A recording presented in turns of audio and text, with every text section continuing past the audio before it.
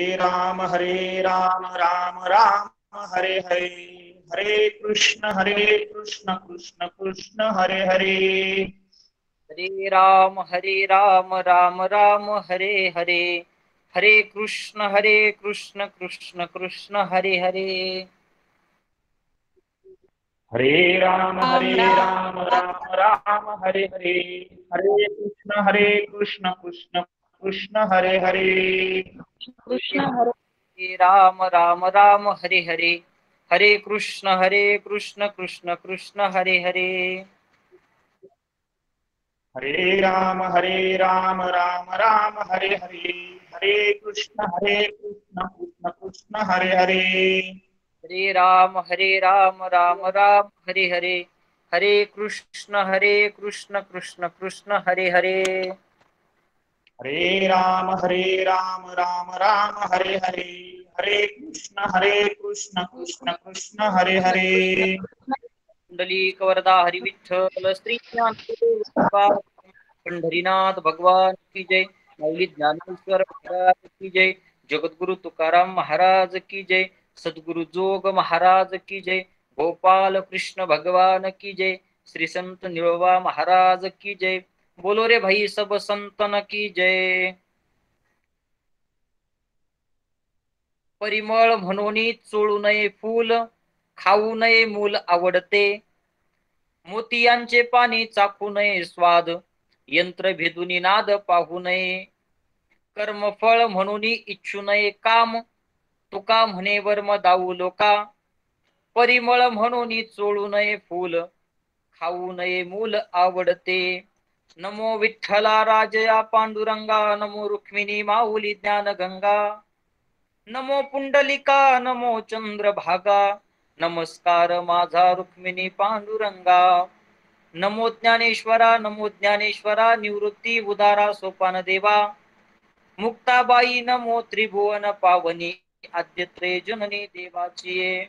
नमो सद्गुरु तुकया ज्ञान दीपा, नमो सद्गुरु सच्चिदानंद रूपा, नमो सद्गुरु भक्त कल्याण मूर्ती, नमो सद्गुरु भास्करा पूर्ण कीर्ती, वचन ऐका कमळापती माझी रंकाची विनंती, कर जोडितो कथे काळी आपण असावे जवळी, मनोजवम मारुत तुल्य वेगम, जितेंद्रियम बुद्धिमतां वरिष्ठम, वातात्मजं वानरयूथ मुख्यम, श्रीरामदूतम शरणं प्रपद्ये। सेवे लागी सेवक झालो तुमच्या, लागलो निज चरणा, अहो स्वामी तुकया देवा यावरी न करावा अभेरू, परिमळ म्हणून चोळू नये फूल,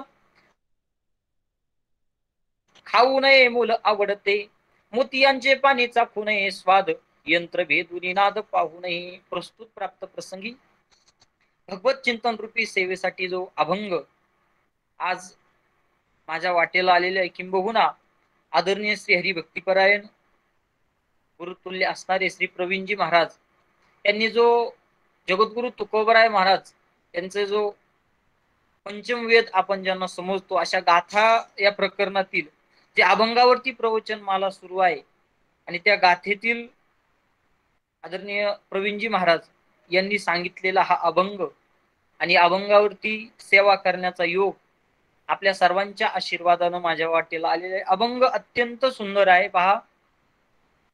सेवेला सुरुवात करण्यापूर्वी अल्पसा परिहार द्यायचा तो म्हणजे असा, गेल्या 40 दिवसापासून गीता परिवार असेल, सर्व ज्येष्ठ श्रेष्ठ मंडळी या सर्वांच्या माध्यमातून, त्याचबरोबर हरिभक्तीपरायण प्रवीणजी महाराज यांच्या संकल्पनेतून गेल्या 1.5 वर्षापासून आपण ज्या महामारीला सामोरं जातोय, गेल्या 1.5 वर्षापासून आपण सगळी मंडळी ज्या संकटामध्ये सापडलेलो आहोत, सगळं बंद असताना हा जो समाज आहे, जो वारकरी परिवार आहे, या वारकरी परिवाराला, या हिंदू धर्मातील, या वैदिक हिंदू धर्मातील समाजाला, या सर्वांना काहीतरी भगवंताचं चिंतन ऐकायला भेटावं, भगवंताची सेवा सगळ्यांच्या हातून काही ना काही घडावी, या संकल्पनेतून गीता परिवाराच्या माध्यमातून हरिभक्तीपरायण आदरणीय प्रवीणजी महाराज यांनी सुंदर असा उपक्रम चालू केला। गेल्या 40 दिवसापासून आपल्या या ऑनलाईन प्रवचन मालेमध्ये अगदी महाराष्ट्रातील ख्यातनाम कीर्तनकार, विद्वान कीर्तनकार, सगळ्या ज्ञानी, तपोवृद्ध, वयोवृद्ध सर्व कीर्तनकार मंडळीची प्रवचनं झालेली आहेत.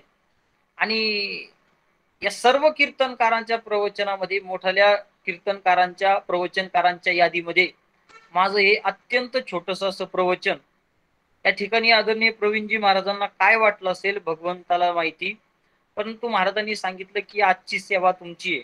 बऱ्याच दिवसापूर्वी आमचा फोन झाला होता, परंतु मध्ये जरा विसर पडला. मला वाटलं कदाचित नियोजन दुसरं चालू असेल, पण आज सकाळी महाराजांचा मेसेज आला की आज संध्याकाळी तुमचं प्रवचन आहे. महाराजांनी अभंग सुद्धा देऊन टाकला. आता तसं जर पाहिलं तर हे प्रवचन ऐकण्यासाठी जी मंडळी आहेत ही ज्ञानवृद्ध, तपोवृद्ध आहेत. वेगवेगळ्या क्षेत्रामध्ये भगवंताचा अनुभव घेणारी मंडळी आहेत. जगद्गुरु तुकोबराय माऊली ज्ञानोबराय यांचं जे वाङ्मय आहे याच्यावरती विशेष असं प्रभुत्व असणारी मंडळी. आणि तुमच्या सगळ्यांच्या समोर मी लेकरांना काय बोलावं, परंतु आपल्या सर्वांच्या आशीर्वादानं या ठिकाणी थोडस बोलण्याचा मी प्रयत्न निश्चित करणार आहे. आपल्या सर्वांना विनंती की अगदी एका लहान तुमच्या भावाचं, लहान लेकराचे बोल समजून तुम्ही गोड मानून घ्या, ही एक भावना व्यक्त करतो. आपल्या सर्वांच्या चरणावर विनम्र भावानं अभिवादन करतो आणि भगवंताच्या कृपेनं या अभंगावरती थोडस बोलण्याचा प्रयत्न करतो. पहा, अभंग जगद्गुरु तुकोबरायांचा आहे. तुकोबराय सांगतात, परिमळ गेलिया चोळू नये, परिमळ म्हणून चोळू नये फुल, आणि खाऊ नये मूल आवडते, मोतियांचे पाणी चाखू नये स्वाद, यंत्र भेदुनी नाद पाहू नये, कर्म फळ म्हणून इच्छू नये काम, तुका म्हणे वर्म दाऊ लोका. या अभंगाचा जर सरळ सरळ विचार केला, अगदी जास्त खोलामध्ये न शिरता एक अगदी शब्दशः अर्थ जरी घेतला तर या अभंगाचा सरळ अर्थ असा होतो की परिमळ म्हणून चोळू नये फुल. एखाद्या फुलामधून जर खूप सुगंध येत असेल तर त्या फुलाला आपण चोळलं नाही पाहिजे. किंबहुना मुलगा जर आपल्याला एखादा खूपच आवडला तर आपण त्याला मारून खाल्लं नाही पाहिजे. याचा सरळ सरळ अर्थ एक असा सांगितला जातो की जगद्गुरु तुकोबरायांना या अभंगाच्या माध्यमातून निश्चित आपल्याला उपदेश करायचा आहे. पहा, तुकोबरायांचं वाङ्मय इतकं सोपं आहे, इतकं तुकोबरायांच्या त्या वाङ्मयामध्ये ताकद आहे, सामर्थ्य आहे की आज तुकोबराय गेले 400 वर्ष पूर्ण झालेत, परंतु आज सुद्धा तुकोबरायचं वाङ्मय आपण कसं जीवन जगावं हे आपल्याला शिकवते. काही काही लोक भगवंताला मानत नाहीत, काही काही लोक साधू संतांना मानत नाहीत, परंतु असे काही अभंग तुकोबरायांनी त्यांच्या गाथेमध्ये, ज्ञानोबरायांनी त्यांच्या ज्ञानेश्वरीमध्ये तयार करून ठेवलेले आहेत की त्या अभंगाकडे जर पाहिलं, त्या ज्ञानेश्वरीतल्या ओव्यांकडे जर पाहिलं तर माणसाला लगेच समजून जातं की अरे जीवनाचं सार म्हणजे हेच आहे, जीवनाचं तत्वज्ञान म्हणजे काय. आजकाल जर पाहिलं तर कलियुग आहे, फास्ट युग आहे, लोकांना थांबायला वेळ नाही. जो तो ज्याच्या त्याच्या पद्धतीनं धावताना आपल्याला दिसतोय, परंतु या कलियुगामध्ये माणसाला थांबवण्याची ताकद, माणसांना एकत्र आणण्याची ताकद आणि माणसांचा मेंदू सुधारण्याची ताकद जर कशामध्ये असेल, निश्चित तुमच्या विज्ञानामध्ये ती ताकद असेल, तरी सुद्धा आमच्या अध्यात्मामध्ये सुद्धा ती मोठी ताकद आहे. आणि जगद्गुरु तुकोबरायांचे अभंग आम्हाला वेळोवेळी ते मार्गदर्शन करतात. पहा, सगळी ज्ञानी मंडळी या ठिकाणी बसलेली आहेत. तुकोबरायांचे हजारो अभंग आपण आजपर्यंत पाहिले, ऐकले. तुकोबरायांच्या प्रत्येक अभंगामध्ये वेगवेगळं गुह्य त्या ठिकाणी दडलेलं आहे.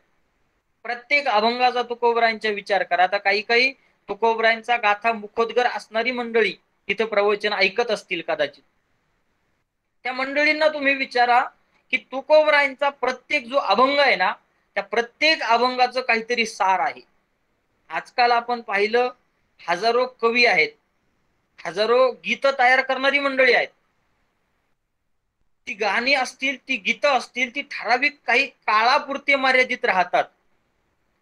उदाहरणार्थ आपण लहान होतो त्यावेळेस वेगळी गीतं होते, आपण अगदी 10-15 वर्षाची असताना वेगळी गीतं होती, आज आपण इतक्या वयात आहोत आज वेगळी गीतं आहेत. मला सांगायचं तात्पर्य फक्त याच्यामध्ये एक आहे की जे गीतकार असतात, जे गीताची रचना करतात, त्याला ठराविक काळापुरतं महत्व असतं. परंतु आपल्या तुकोबरायांचं जे वाङ्मय आहे ना महाराज, 400 वर्ष झाले, परंतु आज सुद्धा आपण त्याला कंटाळलेलो नाही. पहा, 400 वर्ष झाले, परंतु आपण कीर्तन सुरू करताना सुंदर ते ध्यान हाच अभंग म्हणतो. का म्हणतो तर त्या अभंगाला तितकं महत्व आहे. त्या अभंगाचा विचार जर केला तर त्या अभंगाचं सार तत्व तितकं निघतंय. म्हणून आपण आज 400 वर्षानंतर सुद्धा कीर्तनाला जर सुरुवात करायची असेल, पंचपदीला सुरुवात करायची असेल, तर सुंदर ते ध्यान याच अभंगाने सुरुवात करतो. त्याचं कारण आहे की तुकोबरायांच्या वाङ्मयामध्ये तितकं सामर्थ्य आहे आणि तितक्याच ताकदीचा अभंग आज जो प्रवचनासाठी निवडलाय हा तितक्याच ताकदीचा अभंग आहे. मी सांगत नाही की मला या अभंगावरती तुम्हाला अपेक्षित असेल असं बोलता येईल, पण मी निश्चित प्रयत्न करणार आहे. निश्चित मी तुमच्या समोर बोलण्याचा प्रयत्न करणार आहे. अभंग सुंदर आहे. तुकोबराय सांगतात की कोणत्याही गोष्ट असावी परंतु तिचा अतिरेक नसावा. फुलाचा खूप सुगंध येतो, ते फुल खूप परिमळ देतं, म्हणजे याचा अर्थ असा होत नाही की बा ते फुल चुरगाळून खाल्लं पाहिजे. पहा, एक अभंग आहे की ऊस गोड लागला म्हणून काय मुळा सगट खाऊ नये, असं एक अभंग आहे. पहा, गावचा पाटील झाला म्हणून काय गावच बुडवावा, सासरी गेल्यानंतर खूप मान सन्मान केला म्हणून जावाईनं सासरीच राहू नये. आता ते माझं पूर्ण लक्ष द्यायला म्हणून मी एक सरळ सरळ सांगतोय. प्रीतीचा जावई झाला म्हणून काय सासरीच राहावे, गावचा पाटील झाला म्हणून काय गावच बुडवावे, ऊस गोड लागला म्हणून काय मुळा सगट खावे. त्याचा आणि याचा कुठंतरी समन्वय लागतोय. त्याच्यामध्ये सांगितलं जातंय की ऊस गोड निश्चित आहे, पण मग ऊस गोड लागला याचा अर्थ असा नाही की तो आपण मुळा सगट खायला पाहिजे.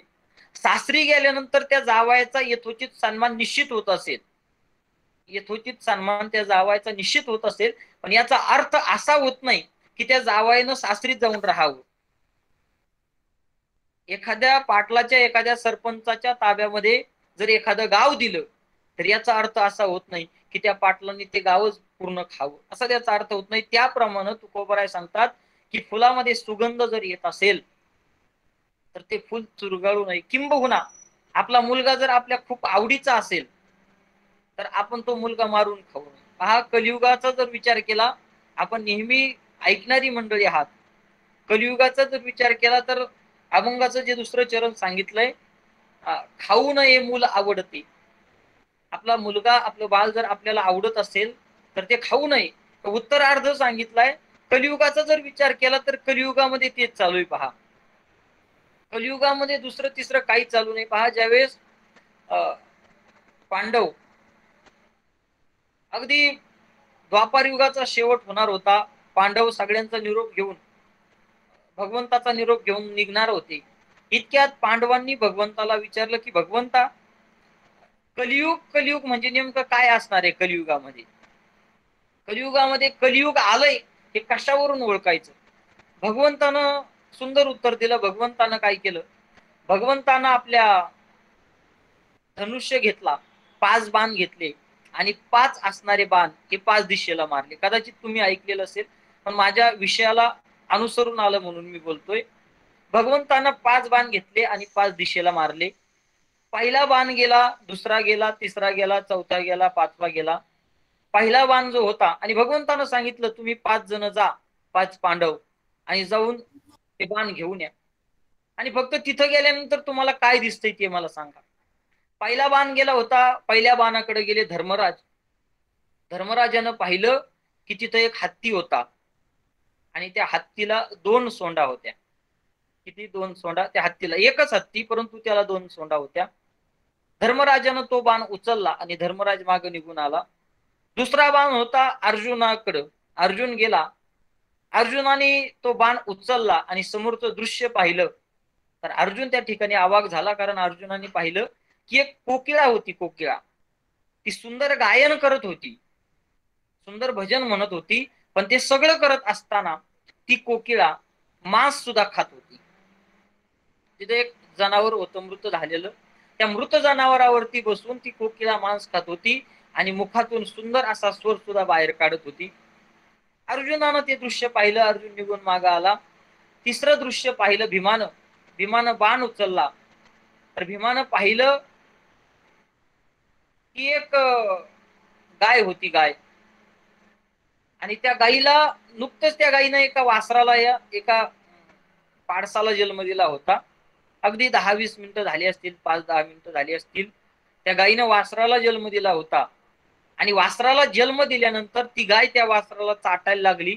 ती गाय त्या वासराला इतकी चाटत होती, इतकी माया देत होती, इतकी प्रेम करत होती की कालांतरानं त्या वासराच्या पूर्ण शरीरातून रक्त निघायला लागलं. त्या गाईनं चाटून चाटून चाटून ते कोवळं कातडं असणारं वासरू आणि त्या बछड्याच्या अंगातून रक्त निघायला लागलं. भीमानं ते दृश्य पाहिलं आणि भीम निघून गेला. चौथा जो बाण होता हा नकुलानं उचलला. नकुलानं पाहिलं की एका ठिकाणी 5 विहिरी होत्या. 5 विहिरी.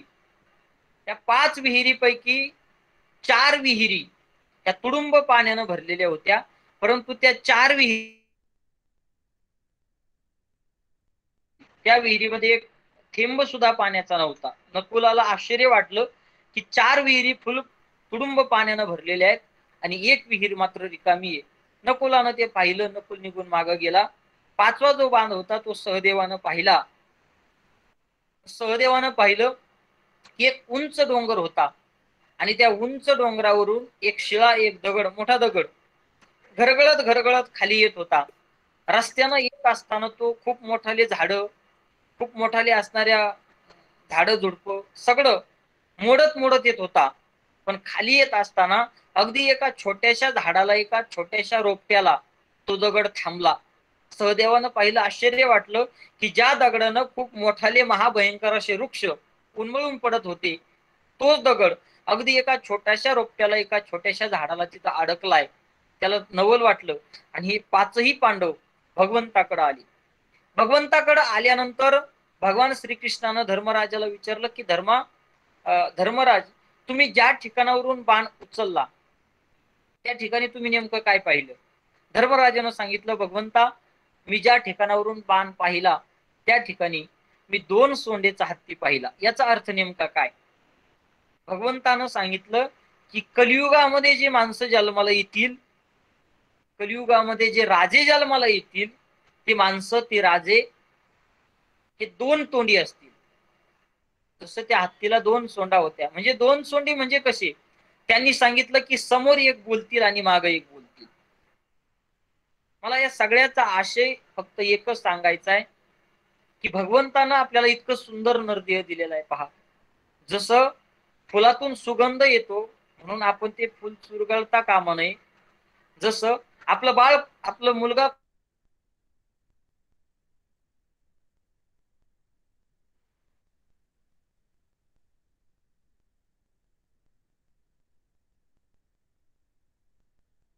खूप प्रेमाचा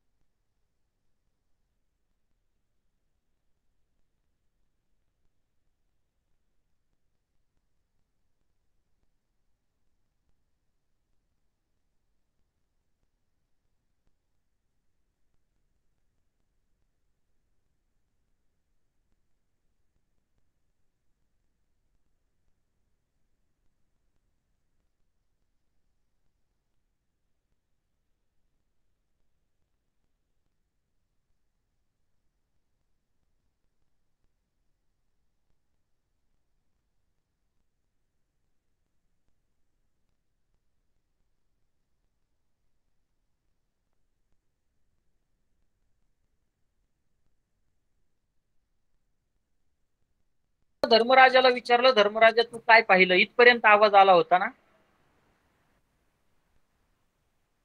भगवंतानं धर्मराजाला विचारलं, तू काय पाहिलं? धर्मराजानं सांगितलं की देवा, मी पाहिलं की एक हत्ती होता आणि त्या हत्तीला 2 सोंडा होत्या. सोंडेचा हत्ती याचं नेमकं कारण काय? भगवंतानं सांगितलं, कलियुगामध्ये जी माणसं असतील, कलियुगामधले जे राजे असतील, हे 2 तोंडाचे असतील. म्हणजे कसं? समोर एक बोलतील आणि पाठीमागे एक बोलतील. एखादा माणूस जर समोर आला तर त्या माणसाची स्तुती लोक करतील आणि तो माणूस निघून गेल्यानंतर त्याच माणसाला शिव्या दिल्याशिवाय लोक राहणार नाही. एखाद्या ठिकाणी जर आपण गेलो तर लोक आपला गुणगौरव करतील. वा, खूप छान तुम्ही बोलता, खूप सुंदर तुम्ही कीर्तन करता, खूप सुंदर तुम्ही प्रबोधन करता. पण आपण निघून गेल्यानंतर आपल्या पाठीमागे तेच लोक आपल्याला नाव ठेवल्याशिवाय राहणार नाही. कलियुगामधले राजे सुद्धा असेच राहतील. समाजाला आश्वासन एक देतील आणि ध्येयपूर्ती झाल्यानंतर वागणं मात्र त्यांचं दुसरंच राहील. भगवंतानं सांगितलं की कलियुगामध्ये अशी परिस्थिती राहील. माणसं समोर अर्जुनाकडं. अर्जुनाला भगवंतानं विचारलं, अर्जुना तू नेमकं काय पाहिलंय? अर्जुनानं सांगितलं, देवा मी पाहिलंय की एका ठिकाणी एक कोकिळा होती. ती कोकिळा सुंदर गायन करत होती, परंतु सुंदर गायन करत असताना ती कोकिळा एका मृत झालेल्या प्राण्यावरती बसून मांस खात होती. याचं कारण नेमकं काय, याचा अर्थ काय? भगवंतानं सांगितलं, कलियुगामध्ये सुद्धा असंच होणार आहे. कलियुगामध्ये जे समाजाला उपदेश करणारी माणसं असतील, जे समाजाला ज्ञानदान करणारी माणसं असतील, ते ज्ञानी खूप असतील, परंतु त्यांचं आचरण शुद्ध नसते. का तुम्ही कोणी ऐकलेलं असेल किंवा ऐका, मी माझ्या मनाचं सांगत नाही अजिबात. भगवंतानं सांगितलं की कलियुगामध्ये जी लोक उपदेश करण्यासाठी जन्माला येतील, समाजाला ज्ञान देण्यासाठी जन्माला येतील, ती कोकिळा जशी सुंदर गायन करत होते, परंतु मृत झालेल्या प्राण्यावरती बसून त्यांचं मांस भक्षण करत होते. भगवान परमात्मा सांगतात कलियुगामध्ये तसंच होणार आहे. जे ज्ञानी लोक आहेत ते ज्ञान लोकांना खूप छान सांगतील, परंतु स्वतः मात्र त्याचं आचरण करणार नाही. जशी ती कोकिळा मृत झालेल्या प्राण्यावरती बसून मांस खात होती, भगवान परमात्मा सांगतात तसं कलियुगामधले काही माणसं हे दुसरे माणसं कधी जातात आणि त्यांची संपत्ती आपल्याला कधी भेटते याची वाट पाहत राहतील. उदाहरणार्थ आपण हजारो उदाहरण असे पाहिलेले असतील की जर एक गुरु असतील आणि त्यांचे जर 4 शिष्य असतील, तर त्या 4ही शिष्यांना वाटत असतं की आपले गुरु गेल्यानंतर त्यांची जी गादी आहे ती आपल्याला मिळावी, की त्या 4ही शिष्यांची मनीषा असते. आपण अनेक ठिकाणी उदाहरणं पाहिली असतील, मला त्याच्यावरती बोलायचं नाही.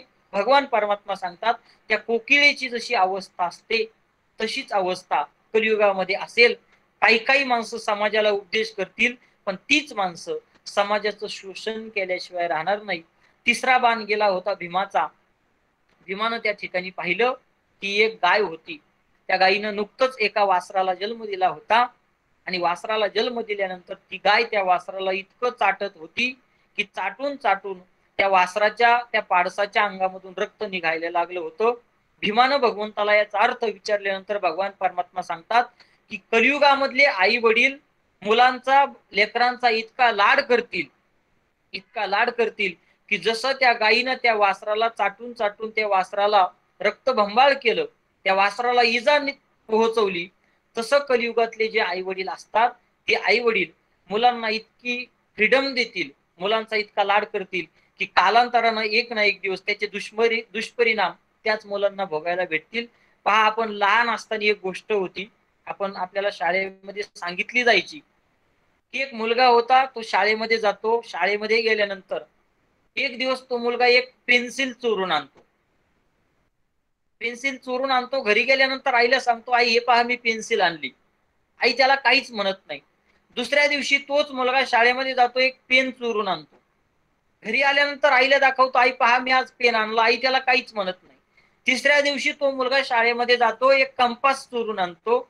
घरी आल्यानंतर आईला दाखवतो, आई त्याला काहीच बोलत नाही. 4थ्या दिवशी तो मुलगा शाळेमध्ये जातो. शाळेत गेल्यानंतर एका मुलाचं वह्या आणि पुस्तकं चोरून आणतो. आईला दाखवतो, आई हे पहा मी आज हे आणलं. आई त्याला काहीच बोलत नाही. माझा आवाज येतोय ना आता व्यवस्थित? रामकृष्णारी आवाज येतो? येतोय. पुस्तकं चोरून आणतो, ती आई त्याला काहीच बोलत नाही. कालांतरानं चोरी करणं हे वाईट आहे हे त्या मुलांना त्याची आई सांगत नाही. कालांतरानं तो मुलगा जसा मोठा होतो तसं त्याचं चोरी करण्याचं प्रमाण वाढतं आणि एक दिवस तो अट्टल दरोडेखोर होतो. बऱ्याच ठिकाणी तो दरोडे टाकतो, बऱ्याच ठिकाणी खून करतो, बऱ्याच ठिकाणी लुटमार करतो आणि पोलिसांच्या हिट लिस्टवर येतो. त्या असणाऱ्या मुलाला एक दिवस पोलीस पकडतात आणि पकडल्यानंतर त्या मुलाला फाशीची शिक्षा सुनावली जाते. परंतु आपल्या भारतामध्ये असे कायदे आहेत. भारतात डॉक्टर बाबासाहेब आंबेडकरांनी आपलं संविधान लिहिताना खूप मोठे कायदे तयार करून ठेवले, परंतु आपल्या कायद्यांचा जर विचार केला तर जितके कायदे आहेत तितक्या पळवाटा आपल्या कायद्यामध्ये पाहायला मिळतात. आता काही याच्यामध्ये उच्च शिक्षित मंडळी सुद्धा असतील, मी थोडंसं धाडसानी बोलतोय, की आपले जितके कायदे आहेत तितक्या त्या कायद्यामध्ये पळवाटा सुद्धा लिहून ठेवलेले आहेत. पहा दुसऱ्या देशाचा विचार करा तुम्ही, त्या काही काही देशामध्ये असे कायदे आहेत तिथं कायदे कमी आहेत. तिथलं जर संविधान पाहिलं तर अगदी छोटं आहे, परंतु त्याच्यामध्ये जी शिक्षा लिहिलेल्या असतात त्या खूप मोठ्या असतात. काही काही ठिकाणी चोरी केली तरी मृत्यूदंड भेटतो, काही काही ठिकाणी खून केला तरी मृत्यूदंड भेटतो. आपल्या भारत देशात जर विचार, म्हणजे मला संविधानाला नाव ठेवायचं नाही, परंतु एक बाजू सांगण्याचा प्रयत्न करतोय. आता कायदे आपल्या भारत देशामध्ये आहेत, पण तितक्याच पळवाटा सुद्धा आहेत.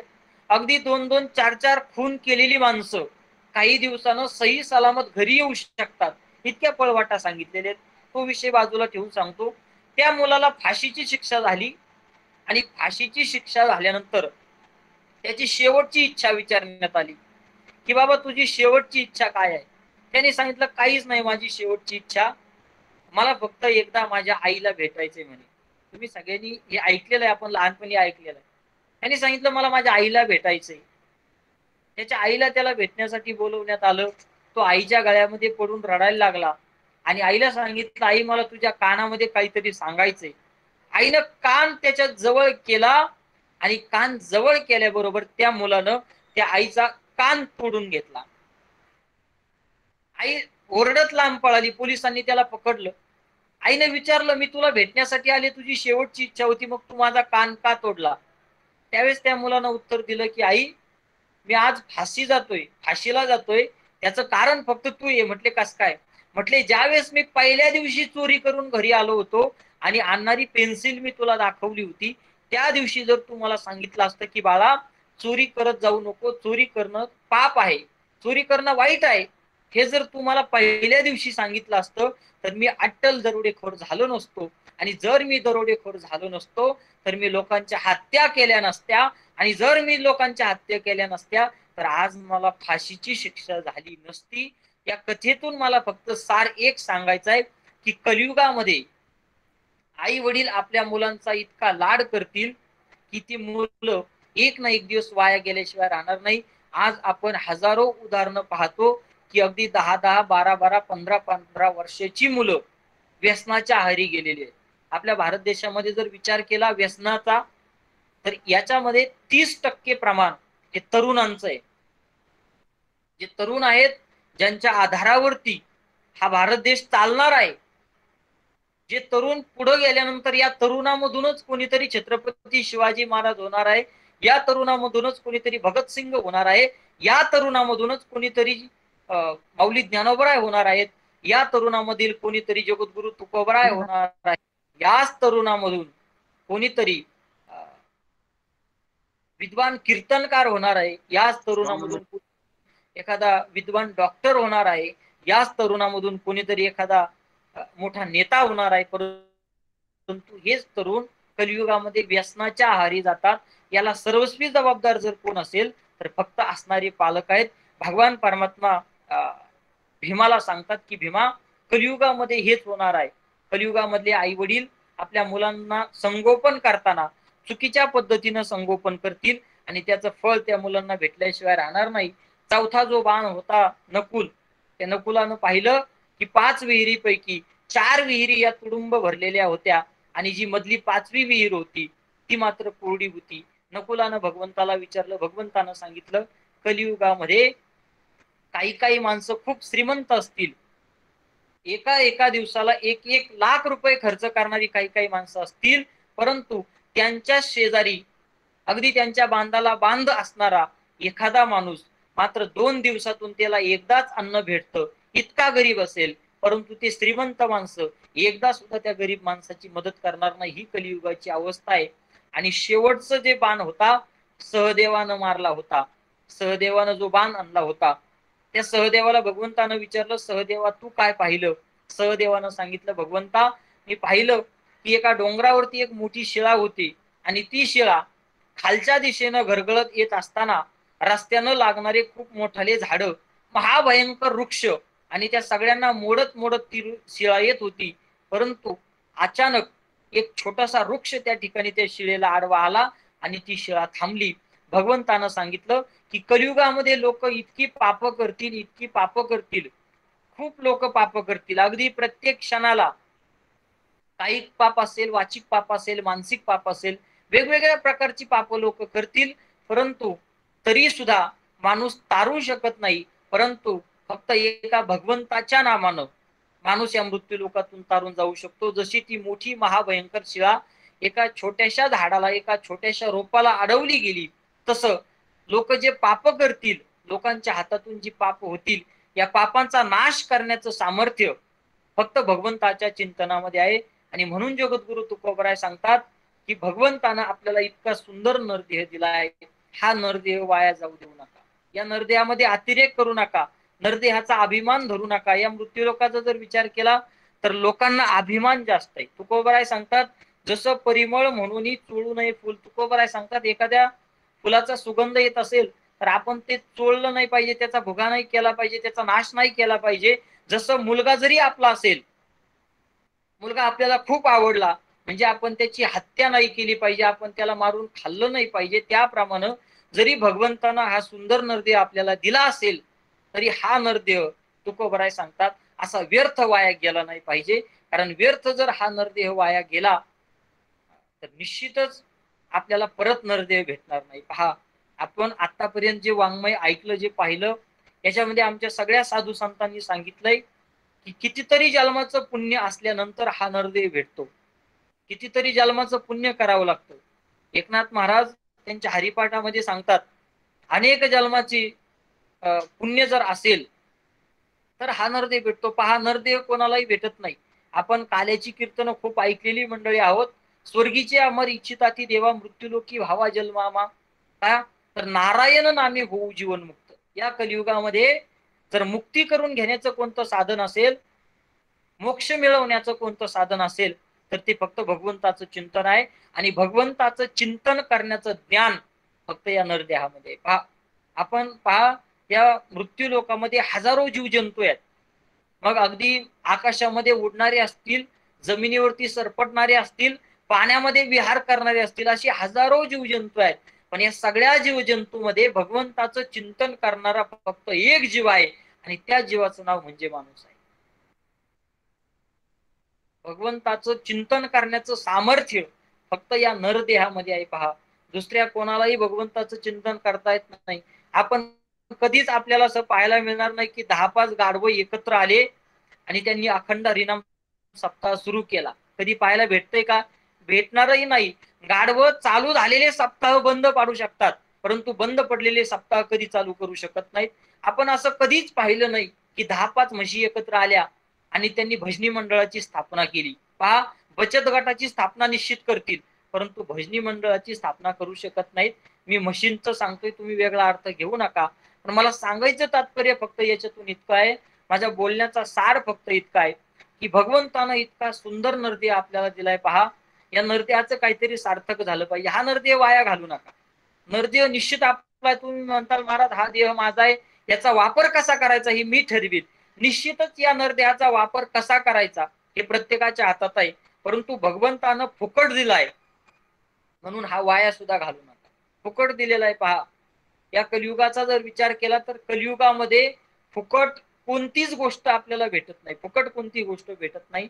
जी टोपी आज मी तुमच्या सर्वांच्या समोर डोक्यामध्ये परिधान केलेली आहे, अगदी 1 इथीची ही टोपी असणारी, 1 फुटाची असणारी टोपी, ही टोपी सुद्धा आपल्याला कलियुगामध्ये फुकट भेटत नाही.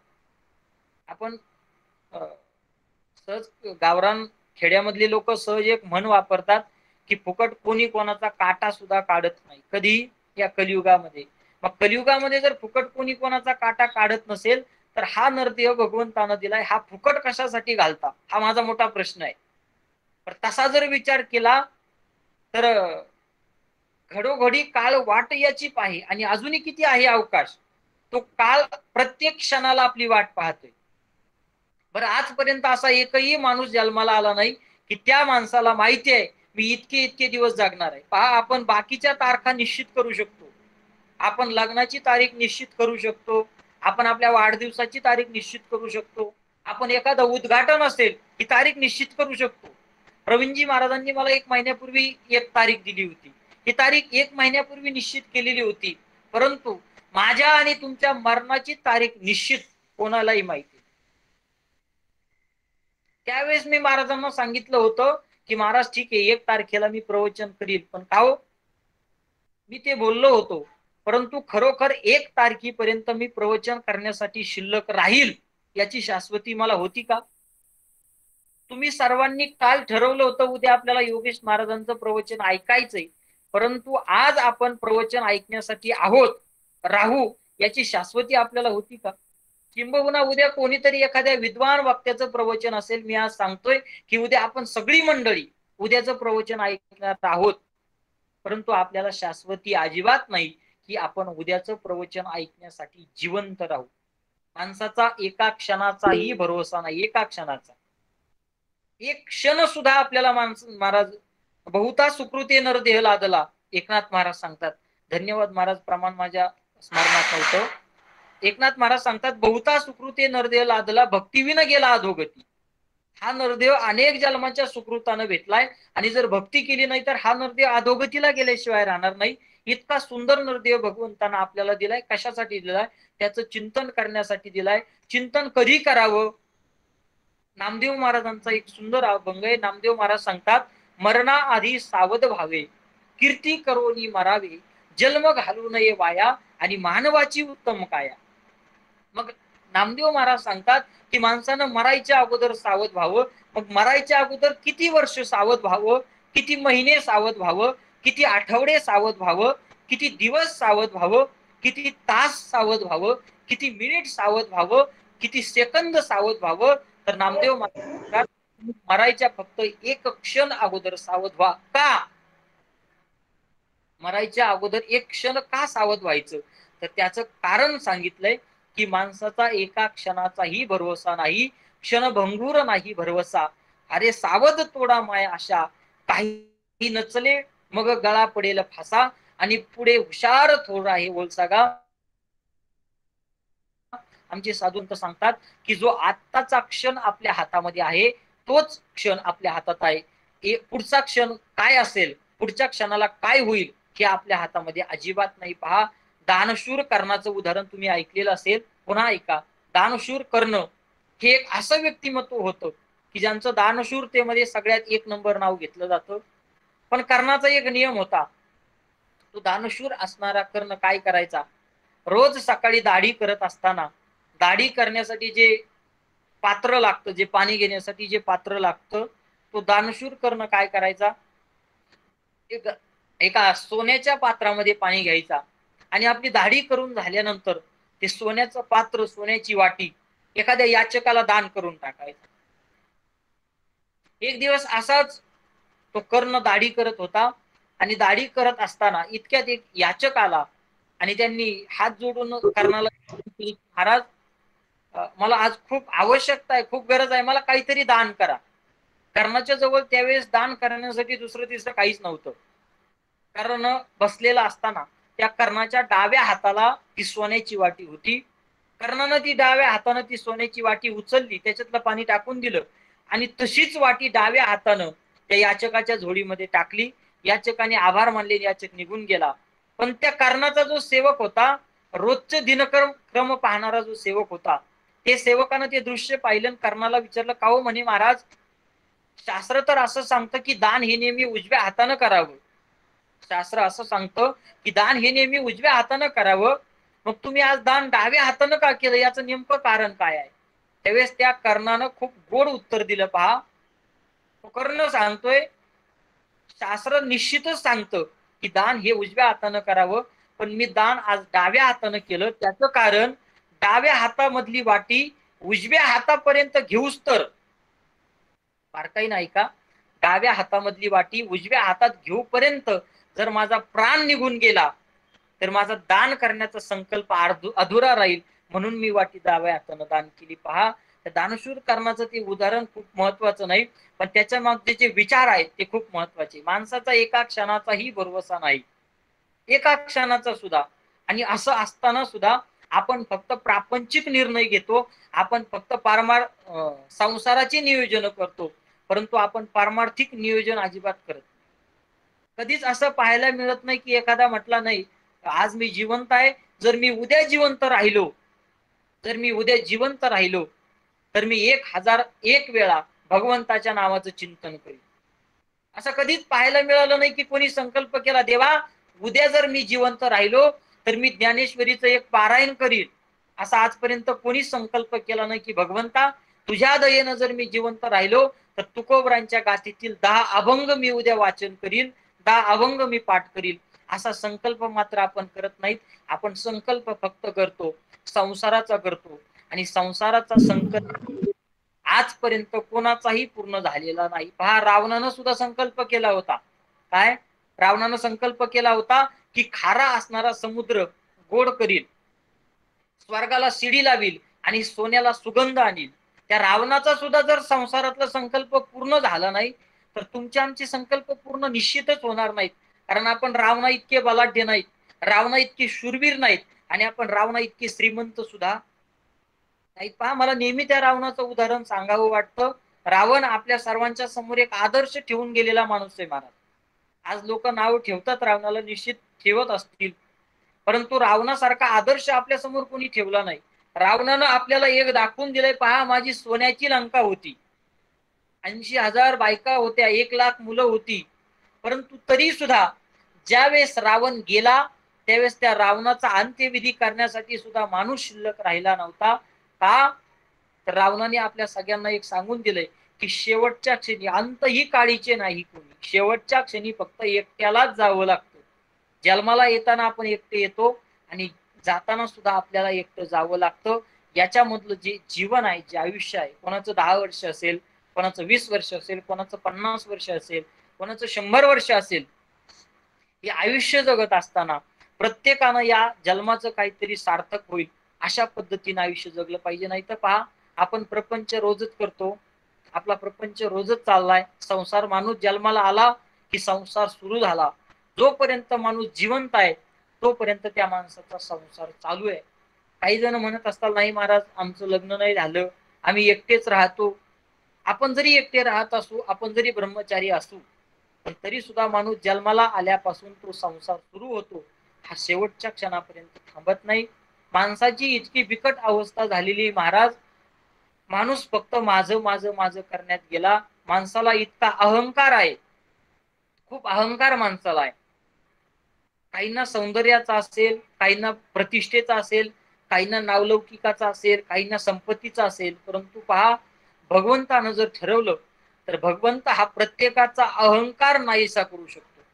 अरे ते भगवंताचा सगळ्यात जवळचा भक्त होता नारद, त्या नारदाचा अहंकार भगवंतानं मोडला, त्या नारदाला आलेला अभिमान भगवंतानं घालवला, तर तिथं तुमचा आमचा काय विषय आहे महाराज.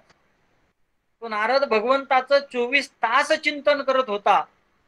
नारायण नारायण श्रीमन नारायण नारायण नारायण नारायण नारायण श्रीमन नारायण नारायण नारायण.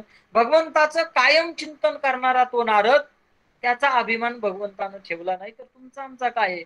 आणि एक क्षमा मागून एक वाक्य बोलतो, कदाचित हा कोरोना म्हणजे सगळ्या माणसांचा अहंकार घालवण्यासाठीच भगवंतानं निर्माण केला असेल.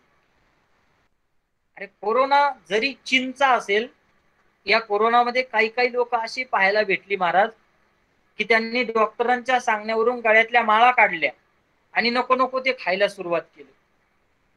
म्हणजे तुमचा विज्ञानावरती विश्वास आहे परंतु अध्यात्मावरती विश्वास नाही. ऐका ना, कोरोना जरी चीनचा असेल परंतु आपला अध्यात्म हे प्राचीन आहे, हे मात्र विसरू नका.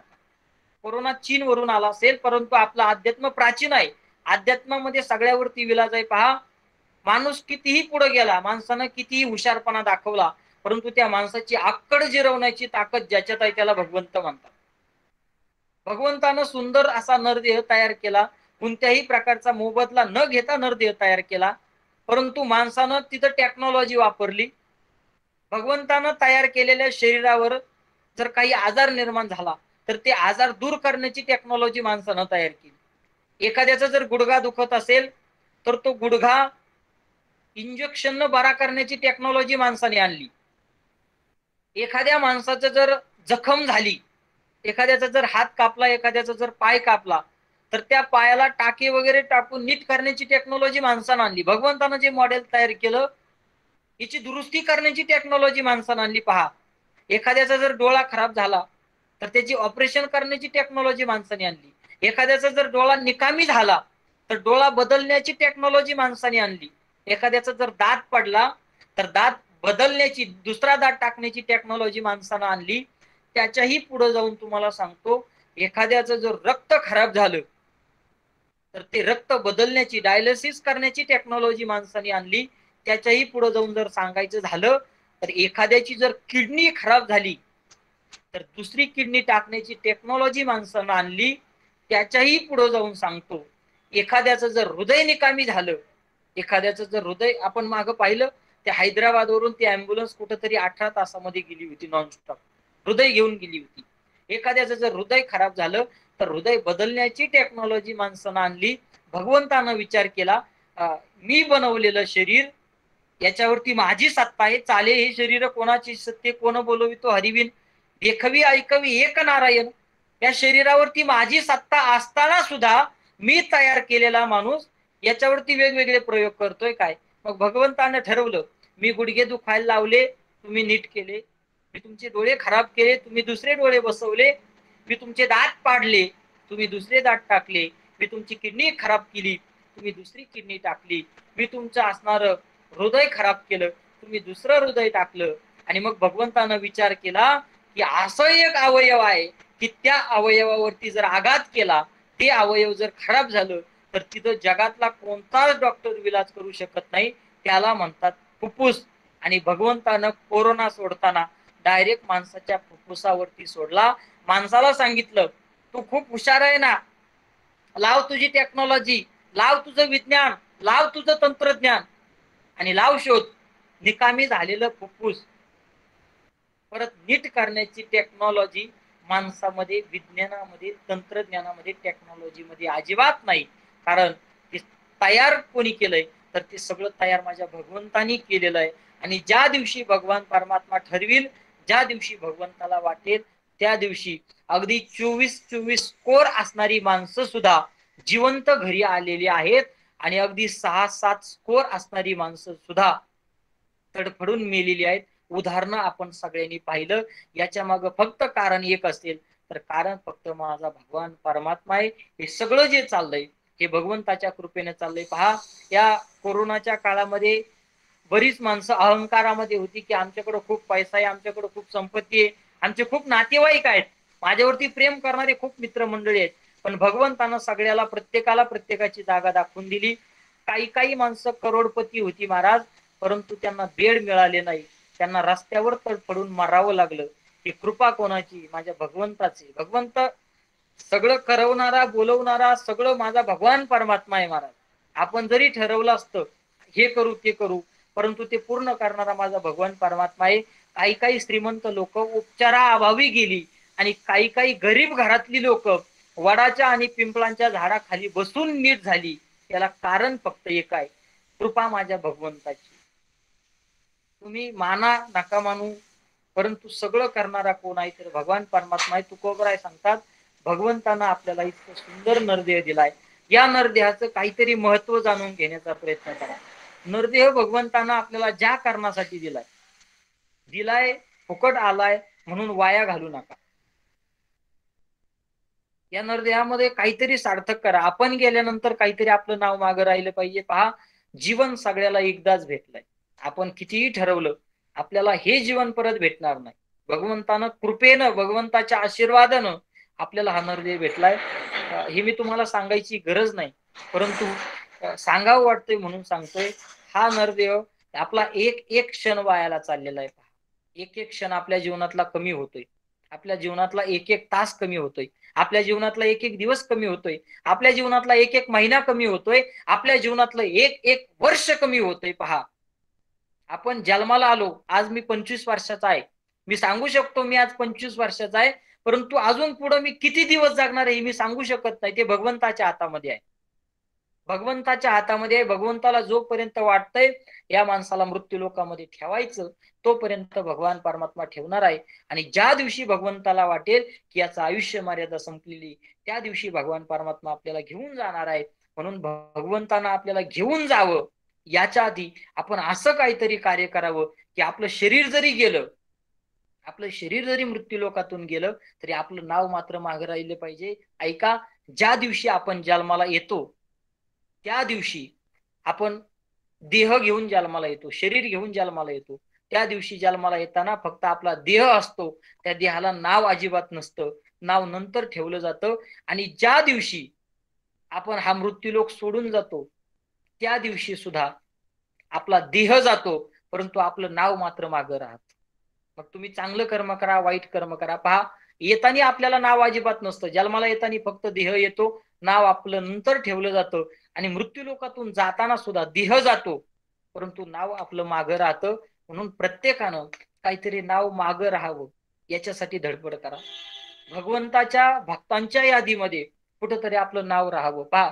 आणि भगवंताची भक्ती फक्त त्याचं नामचिंतन केलं, गळ्यामध्ये माळा घातल्या, आळंदी पंढरीची वारी केली, मगच भगवंताच्या यादीमध्ये आपलं नाव जातं असं अजिबात नाही. पहा आता झाले, आज तुकोबरांच्या सोहळ्याचं प्रस्थान झालं, उद्या माऊली ज्ञानोबरांच्या सोहळ्याचं प्रस्थान झालं. आपल्याला नाही जाता येणार आहे प्रस्थानला, आपल्याला नाही त्या सोहळ्याचा आनंद घेता येणार आहे. पण त्याचा अर्थ असा नाही की आपण सगळंच बंद करायचं. आपण आपल्या गावामध्ये, आपल्या घरामध्ये राहून सुद्धा त्या सोहळ्याचा आनंद घेऊ शकतो. आपण स्वतः आनंद घेण्यापेक्षा तो आनंद आपण दुसऱ्याला सुद्धा देऊ शकतो.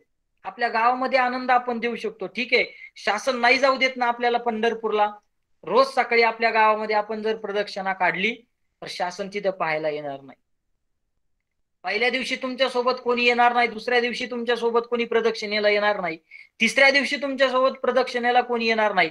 पण ज्यावेळेस चौथ्याही दिवशी तुमची प्रदक्षिणा चालू राहील त्यावेळी गावातली लोक सुद्धा विचार करून तुमच्या त्या सोहळ्यामध्ये सामील झाल्याशिवाय राहणार नाही.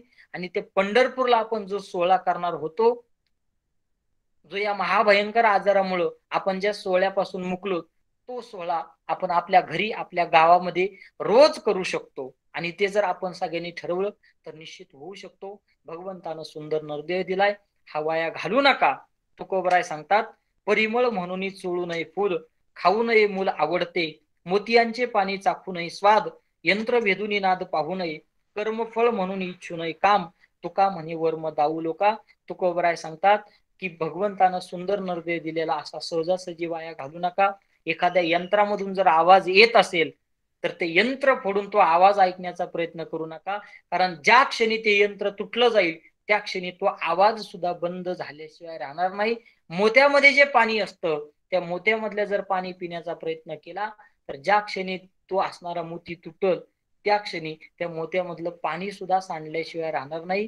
आणि याच प्रकारे जर आपण या नरदेहाचं सामर्थ्य जाणून घेतलं नाही, नरदेहाचं महत्व समजून घेतलं नाही आणि भगवंताचं जर चिंतन केलं नाही तर हा नरदेह वायाला गेल्याशिवाय राहणार नाही. आणि पुढचा जन्म आपल्याला कशाचा मिळेल याची शाश्वती अजिबात नाही.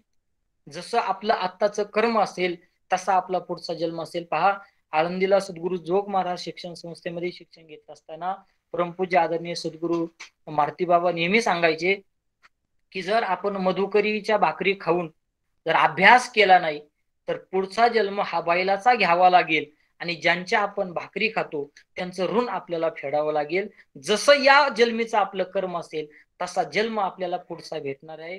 पहा, ज्यांना वाटत असेल आपल्याला भगवंताच्या पायाजवळ जागा भेटावी, भगवंतानं आपल्याला जवळ करावं, अशा प्रत्येकानं भगवंताचं चिंतन करावं. प्रत्येकानं या नरदेहाचं काहीतरी सार्थकत्व करायचं. मी सांगत होतो की फक्त भजन कीर्तन, गळ्यामध्ये माळ आणि वारीला जाणं हीच भगवंताची भक्ती नाही. तुकोबरायांचा अजून एक गोड अभंग आहे. तुकोबराय सांगतात, स्वामी काज गुरु भक्ती, पितृ वचन सेवापती, आणि हीच विष्णूची महापूजा. तुम्ही रोज जे जीवन जगताना, हे रोजचं जीवन जगत असताना, रोजचं दिवस उगवल्यापासून तर दिवस मावळेपर्यंत आपण जे जीवन जगतो, हे जीवन जर आपण प्रामाणिकपणे जीवन जगलो, आपल्या छातीला हात लावून जर सांगितलं, हो आजचा दिवस मी प्रामाणिकपणे जगलोय, आजचा दिवस मी निष्कलंक जीवन जगलोय महाराज, हीच भगवंताची पूजा आहे. भगवंताची वेगळी पूजा करण्याची गरज नाही. म्हणून रोज जीवन जगत असताना निष्कलंक जीवन जगण्याचा प्रयत्न करा. बाकी काही करता आलं नाही तर निश्चित करू नका, पण फक्त आपलं निर्मळ हृदय हे निर्मळ करा. कारण भगवान परमात्मा येऊन राहण्याची जागा फक्त आपलं हृदय. तुका म्हणे चित्त करारे निर्मळ, आणि येऊन गोपाळ राहिले तिथे. आपल्याला पंढरपूरला निश्चित जाता आलं नाही पंढरपूरच्या मंदिरातला तो भगवान परमात्मा निश्चित पाहता आला नाही, परंतु या 15 दिवसामध्ये आपण असं काहीतरी जीवन जगायचंय की तो पंढरपूरचा भगवान परमात्मा आपल्या प्रत्येकाच्या हृदयामध्ये येऊन विराजमान झाल्याशिवाय राहणार नाही. देवाकडे जाण्याची गरज नाही, देव आपल्याकडे आला पाहिजे. सावता महाराज कधीच भगवंताकडे गेले नाही, भगवान परमात्मा सावता महाराजांच्या घरी येत होता. आणि आजही भगवान परमात्मा आपल्या सगळ्यांच्या जवळ येण्यासाठी तयार आहे. वाट पाहे उभा भेटीची आवडी. तो उभा आहे का आहे तर उभा हा भाविकासाठी, त्याच्या भक्तांसाठी तो भगवान परमात्मा उभा आहे. तो भगवान परमात्मा आपल्या सगळ्यांकडे येण्यासाठी तयार आहे. फक्त आपण तितकी आर्ततेनं त्या भगवंताला हाक मारली पाहिजे. पण महाराज मोठी शोकांती काय की आपण भगवंताला फक्त संकटामध्ये हाक मारतो. ज्यावेळेस आपल्या जीवनामध्ये काहीतरी दुःख येईल त्यावेळेस आपण भगवंताला हाक मारतो आणि आपल्या जीवनामध्ये सुख आल्यानंतर आपण त्या भगवंताला विसरून जातो. जोपर्यंत आपली ही मानसिकता बदलत नाही तोपर्यंत भगवान परमात्मा आपल्या स्वप्नात सुद्धा येणार नाही. आमच्या एकनाथ महाराजांच्या घरी 36 वर्ष त्यांनी काम करावं. आमच्या तुकोबरांच्या पत्नीचं त्यांनी बाळंतपण करावं. आमच्या तुकोबरांच्या पत्नीच्या पायातला काटा काढण्यासाठी त्यानं यावं. का यावं? आपण नेहमी हे घडलंय पाहतो, पण का घडलंय याचा विचार करत नाही. तुकोबरांच्या जिजामातेच्या पायातला काटा काढण्यासाठी देव येत होता. का येत होता? तुकोबरांच्या पत्नीचं बाळंतपण करण्यासाठी देव जातो. का जातो? जातो हे पाहतो.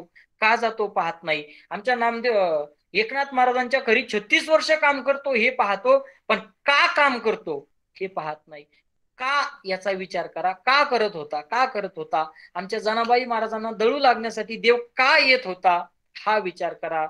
आणि हा विचार तुम्ही ज्या दिवशी करताल त्या दिवशी आपल्या सगळ्यांना भगवंताची कृपा, भगवंताचं महत्व समजल्याशिवाय राहणार नाही. आणि ज्या दिवशी आपण त्या भगवंताचं सामर्थ्य जाणून घेऊ, त्या भगवंताचं सामर्थ्य समजून घेऊ, त्या दिवशी आपल्या नरदेहाचा उद्धार झाल्याशिवाय राहणार नाही. पहा, कधी आपला या देहातून प्राण कधी निघून जाणार आहे कशाची शाश्वती नाही. परंतु देहातून प्राण जाण्याच्या अगोदर हा देह मला भगवंतानं दिलाय, हा देह मला भगवंताच्या कृपेनं भेटलाय आणि हा देह भगवंताला प्राप्त करून घेण्यासाठी भेटलाय, ही भावना आपल्या मनामध्ये आली पाहिजे. आणि ही भावना ज्या दिवशी आपल्या मनामध्ये येईल त्या दिवशी आपल्या या जन्माचं सार्थक झाल्याशिवाय राहणार नाही. अशा आशयाचा एक भाव आपल्या सर्वांच्या समोर व्यक्त करतो. आपल्या सर्वांची एक क्षमा मागतो की मी बोलण्याच्या ओघामध्ये घड्याळ पाहिलं नाही. 9 मिनिटं मी जास्त आपल्या सर्वांचा वेळ घेतलाय. आपल्या सर्वांची मी या ठिकाणी क्षमा मागतोय. आदरणीय सर्व महाराज मंडळी, अगदी महाराष्ट्रातील ख्यातनाम कीर्तनकार, प्रवचनकार, भागवताचार्य, रामायणाचार्य, संत कथाकार सगळी मंडळी प्रवचन ऐकण्यासाठी उपस्थित आहेत. मी अगदी माझ्या अल्पशा मतीप्रमाणे बोलण्याचा प्रयत्न केला. आदरणीय हरिभक्तीपरायण परमपूज्य भागवताचार्य प्रवीणजी महाराज यांच्या माध्यमातून माझ्या वाट्याला ही सेवा आलेली आहे. महाराजांनी आदेश केला आणि महाराजांच्या आदेशानुसार ही सेवा करण्याचा मी निश्चित प्रयत्न केलेला आहे. जगद्गुरु तुकोबरायांच्या अभंगाचा विचार केला तर या अभंगाचा अर्थ, या अभंगाचा आशय असाच असेल अशी काही माझी ग्वाही नाही, असं माझं मत नाही. माझ्या अल्पशा बुद्धीला सांगता आला तशा प्रकारचा अर्थ, मी तशा प्रकारचा आशय आपल्या सर्वांच्या समोर सांगण्याचा प्रयत्न केला. जे चांगलं वाटलं असेल ते सद्गुरु जोग महाराज परंपरेतील गुरुवाऱ्यांच्या मुखातून जे ऐकायला भेटलं ते सांगण्याचा प्रयत्न केला. जे चुकीचं वाटलं असेल ते माझ्या बालबुद्धीचे दोष समजून माझं मला परत करा. चांगलं वाटलं असेल निश्चित ऐकण्याचा प्रयत्न करा. मी उपदेश करण्यासाठी आपल्या समोर अजिबात बसलेलो नाही, उपदेश करण्याचा माझा अधिकारही नाही. परंतु महाराजांनी आदेश केला आणि त्या आदेशाला अनुसरून अगदी मी आपल्या सर्वांच्या समोर बोलण्याचा प्रयत्न केला. पुन्हा एकदा आपल्या सर्वांची क्षमा मागतो की आपल्या सर्वांचा अमूल्य वेळ या ठिकाणी घेतला. आणि पुन्हा एकदा आपल्या सर्वांना धन्यवाद देतो की माझ्यासारख्या पामराची, माझ्यासारख्या लेकराची सेवा आपण सर्वांनी गोड मानून घेतली, किंबहुना गोड मानून घ्याल ही एक अपेक्षा आपल्या सर्वांच्या समोर व्यक्त करतो. लवकरच भगवंतानं आपल्याला या संकटातून पुढे न्यावं. लवकरच आपल्या हरिभक्तीचा गजर हा भगवंतानं चालू करावा. कारण जोपर्यंत हरिभक्तीचा गजर चालू होत नाही तोपर्यंत कोरोना सारखा विषाणू या भारतातून, या महाराष्ट्रातून पळून जाऊ शकत नाही. म्हणून नितांत गरज भगवंताच्या चिंतनाची आहे. आणि म्हणून अशी एक भावना व्यक्त करतो. येणाऱ्या आषाढी एकादशी निमित्त आपल्या सर्वांना आजच हार्दिक हार्दिक शुभेच्छा देतो. आपल्या सर्वांवरती भगवंताची कृपा होऊ एक सदिच्छा व्यक्त करतो आणि आपला सर्वांचा याच ठिकाणी निरोप घेतो. रामकृष्ण हरी. पुंडलिक वरदारी विठ्ठल श्री ज्ञानदेव तुकार महाराज की जय. जगद्गुरु महाराज की जय. सद्गुरु जोग महाराज की जय. बोलो रे भाई सब संतन की जय. विठ्ठल विठ्ठल विठ्ठल विठ्ठल विठ्ठल. पुंडलिक वरदारी विठ्ठल श्री ज्ञानदेव तुकाराम पंढरीनाथ भगवान की जय. पाऊली ज्ञानेश्वर महाराज की जय. जगद्गुरु तुकाराम महाराज की जय. सद्गुरु जोग महाराज की जय. बोलो रे भाई सब संतन की जय. रामकृष्ण हरी. रामकृष्ण हरी. रामकृष्ण.